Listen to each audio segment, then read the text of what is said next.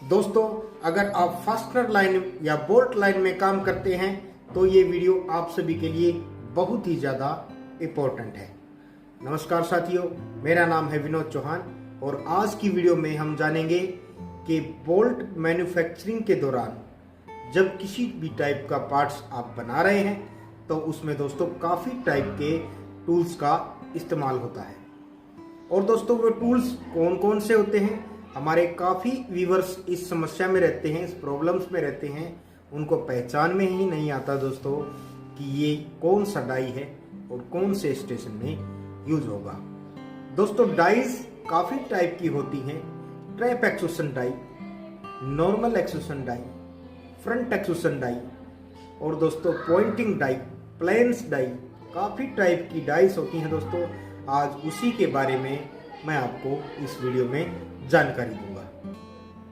तो दोस्तों, अगर आप मुझसे जुड़े रहना चाहते हैं और सारी अपडेट्स जान लेना चाहते हैं तो मेरे चैनल को फटाफट से फॉलो कर लें और दोस्तों शेयर कर दें ऐसी वीडियो अपने दोस्तों के पास जो बोल्ट लाइन या फास्टनर लाइन, फोर्जिंग लाइन से जुड़े हुए हैं। दोस्तों, जो भी मैं वीडियोस बनाता हूं वो ज़्यादातर नए बच्चों के लिए होती हैं जो फोर्जिंग लाइन में एक ट्रेनिंग एम्प्लॉइज है। जो बच्चे सीख चुके हैं उनके लिए दोस्तों ये वीडियोस नहीं है। जो फोर्जिंग लाइन में आईटीआई करके, डिप्लोमा इंजीनियरिंग करके या बीटेक करके किसी भी पोस्ट पे अगर बच्चे काम करते हैं तो उन सभी के लिए मैं इस प्रकार की वीडियोस बनाता हूं ताकि दोस्तों उनको नेक्स्ट स्टेप समझने में आसानी रहे। तो चलिए दोस्तों, आज का नया वीडियो शुरू करते हैं।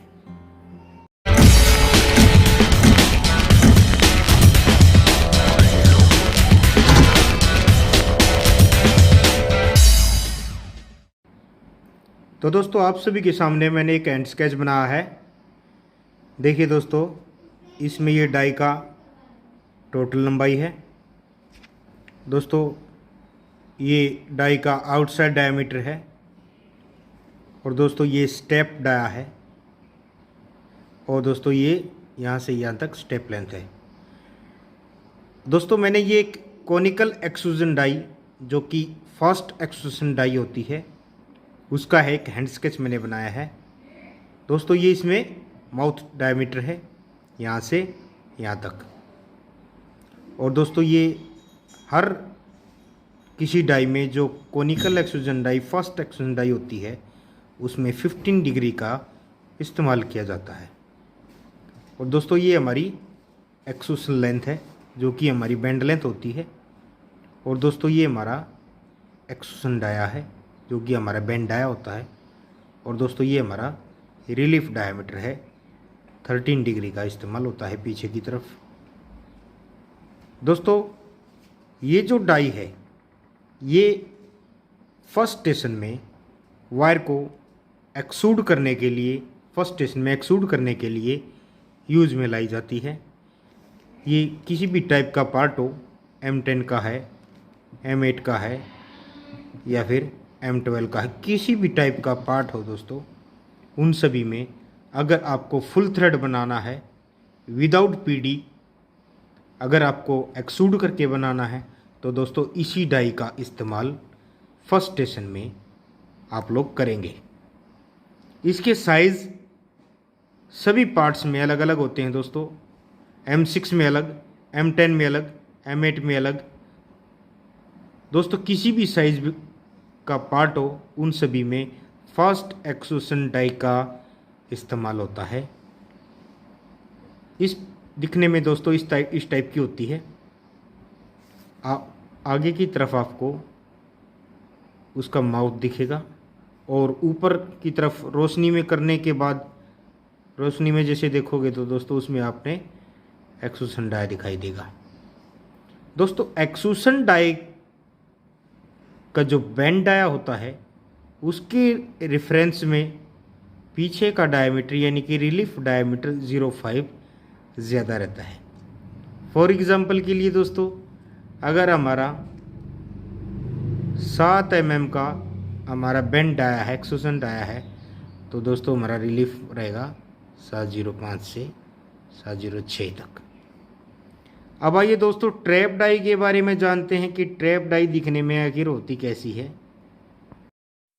दोस्तों ट्रैप एक्सट्रूशन डाई का शेप इस टाइप का रहता है।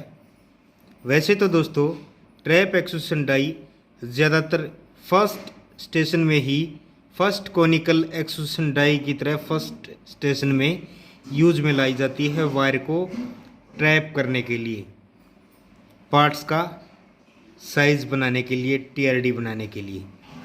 अब दोस्तों इसमें सबसे इम्पोर्टेंट बात ये है, जो इसका बॉडी का डायमीटर दिया है वो वायर से 0.1 ज़्यादा रहता है दोस्तों, और जो ट्रैप एक्सट्रूशन डाई का बॉडी लेंथ है वो कट ऑफ के अकॉर्डिंग रहता है दोस्तों।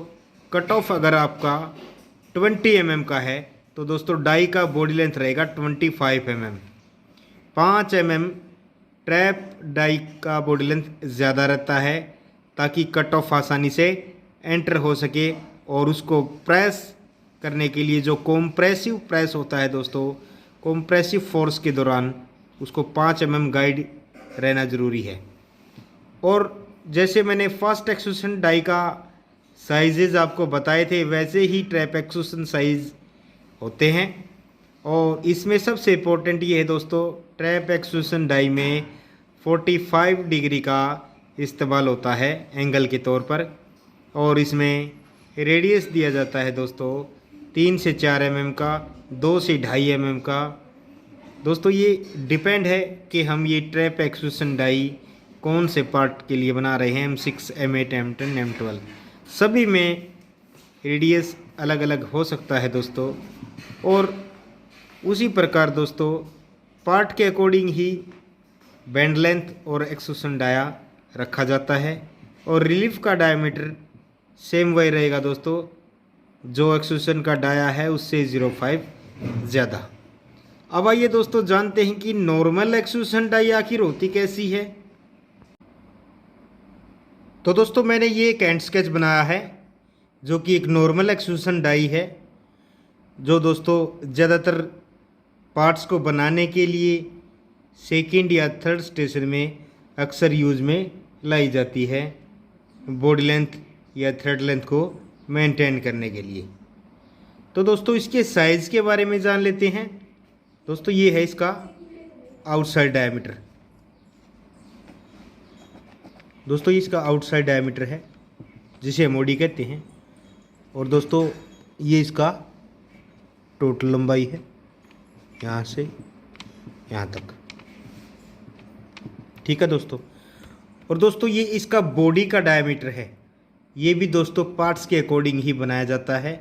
अगर आप कोई इसको सेकंड स्टेशन या थर्ड स्टेशन में लगा रहे हैं तो पार्ट से 0.4 या 0.5 ज़्यादा ही इसका डायमीटर आपको बनाना पड़ेगा, और इसका बॉडी लंबाई भी दोस्तों पार्ट्स के अकॉर्डिंग रहेगा। और उसी प्रकार दोस्तों जैसे फर्स्ट कोनिकल एक्सट्रूजन डाई या ट्रैप डाई में जो साइजेज रहते हैं, उसी प्रकार दोस्तों एक नॉर्मल एक्सट्रूशन डाई के भी साइज मेंटेन किए जाते हैं। एक्सट्रूशन डाई से 0.5 ज़्यादा रिलीफ का डायमीटर, उसी प्रकार सारे साइज उसी प्रकार रहेंगे दोस्तों। इसमें दोस्तों अपना जो है कि एंगल 15 डिग्री दिया गया है, और पीछे की तरफ दोस्तों 13 डिग्री का इस्तेमाल होता है दोस्तों। इस प्रकार की डाई को हम नॉर्मल एक्सट्रूशन डाई बोलते हैं। अब आइए दोस्तों जानते हैं कि पॉइंटिंग डाई कैसी होती है। आइए दोस्तों जानते हैं कि आखिर पॉइंटिंग डाई होती कैसी है। दोस्तों एक हैंड स्केच के अकॉर्डिंग ही मैं आपको समझा पाऊंगा। दोस्तों ये पॉइंटिंग डाई का टोटल लेंथ है, और दोस्तों ये आउटसाइड डायमीटर है as per your die case. अब दोस्तों देखने वाली बात यह है, पॉइंटिंग डाई के अंदर 20 डिग्री से 25 डिग्री के बीच में एंगल यूज़ होता है। ये बैक साइज़ है दोस्तों हमारा, जिसे हम पॉइंटिंग का डायमीटर बोलते हैं। ये बॉडी डायमीटर रहेगा दोस्तों। दोस्तों पॉइंटिंग डाई ज़्यादातर पार्ट्स के आखिरी सिरे यानी कि डॉग पॉइंट या फिर पीछे वाले सिरे को मेंटेन करने के लिए यूज में लाई जाती है, ताकि किसी प्रकार का कैविटी ना रहे पार्ट्स के अंदर, या फिर डोक ना बने, या फिर दोस्तों बर्स वगैरह ना आए। उस दौरान दोस्तों इसका इस्तेमाल दोस्तों फुल थ्रेड में ओवरहैंग टाइप में भी यूज़ में लाया जाता है। ओवरहैंग बनाने के लिए, पार्ट्स को पॉइंटिंग करने के लिए, या थ्रेड लेंथ मेंटेन करने के लिए भी एक्सट्रूशन डाई के पीछे इसको डाला जाता है। दोस्तों इसका बॉडी लंबाई एज पर योर पार्ट्स का रिक्वायरमेंट रहता है। इसका बॉडी लंबाई 5 mm, 10 mm, 15 mm, 20 mm as per parts requirement रहता है। इस प्रकार की डाइज को हम दोस्तों पॉइंटिंग डाई बोलते हैं। अब आइए दोस्तों जानते हैं कि आखिर प्लेन डाई होती कैसी है। अब आइए दोस्तों जानते हैं कि प्लेन डाई आखिर होती कैसी है। दोस्तों वैसे तो प्लेन डाई के बारे में बताने में कोई ज़्यादा बड़ी बात नहीं है। ये इसका टोटल लंबाई रहेगा दोस्तों, ये इसका आउटसाइड डायमीटर रहेगा। और दोस्तों प्लेन डाई के अंदर डाई का बोर ही प्लेन रहता है, उसका साइज़ प्लेन रहता है। जैसे एग्जांपल के लिए दोस्तों 701 से 702 के बीच में ये प्लेन साइज़ रहेगा दोस्तों। इसमें किसी भी प्रकार के एंगल्स या टूल्स का इस्तेमाल नहीं होता है दोस्तों। ये अपने पार्ट्स को बनाने में first station, second station, third station, किसी भी स्टेशन में इसका यूज में लाया जाता है दोस्तों। प्लेन डाई हर पार्ट्स में यूज होती है। किसी भी टाइप का पार्ट्स हो दोस्तों, विदाउट प्लेन डाई के नहीं बनाया जाता। तो दोस्तों इसमें क्या है, ये अपने स्टेप के डायमीटर हैं और ये स्टेप के लेंथ है। प्लेन डाई दोस्तों फ्रंट में भी यूज़ होती है और मिडल के तौर पे भी यूज़ होती है और मिडल गाइड के तौर पे भी यूज़ होती है। पार्ट्स को बनाने के लिए प्लेन डाई का बहुत ही ज़्यादा इम्पोर्टेंट रोल रहता है दोस्तों। मैंने आपको ट्रैप एक्सट्रूशन डाई के बारे में बताया, नॉर्मल एक्सट्रूशन डाई के बारे में बताया, पॉइंटिंग डाई के बारे में बताया, और अब दोस्तों ये प्लेन डाई के बारे में मैंने आपको बता दिया है। आई होप वीडियो आपको पसंद आएगी दोस्तों। अगर आपको इस प्रकार का वीडियोज़ अच्छा लगे तो दोस्तों लाइक ज़रूर करें।